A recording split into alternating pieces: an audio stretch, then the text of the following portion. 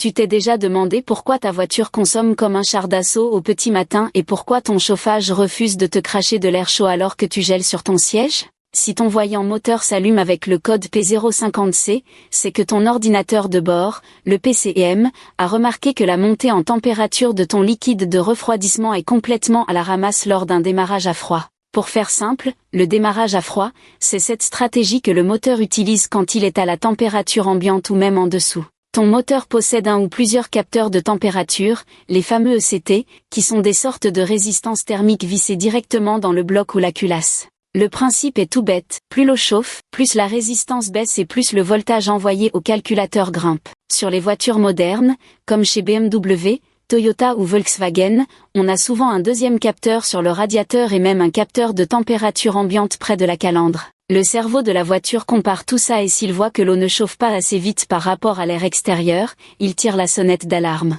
C'est un code que je considère comme sévère car il flingue ta consommation, pollue énormément avec un mélange trop riche et peut même indiquer que ton thermostat est resté bloqué en position ouverte, ce qui empêche ton moteur d'atteindre sa zone de confort pour fonctionner efficacement.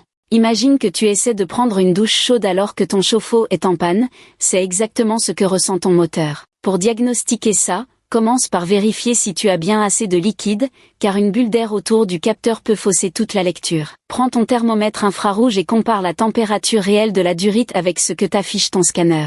Si ton scanner affiche une valeur délirante comme -38 degrés alors qu'il fait beau dehors, cherche pas plus loin, ton capteur ECT est grillé ou sa prise est corrodée. Tu peux tester la ligne avec ton multimètre DVO/EM pour vérifier si tu as bien le signal de 5 volts de référence. Si tu es un habitué des tests de fiabilité de l'Argus ou que tu aimes fouiller les forums comme Forum Auto, tu sais que c'est souvent un petit composant à 2 balles qui te gâche la vie. Ne néglige pas ce souci car rouler constamment avec un moteur trop froid, c'est le meilleur moyen de fatiguer tes pièces internes prématurément et de te retrouver avec un moteur qui broute à chaque stop.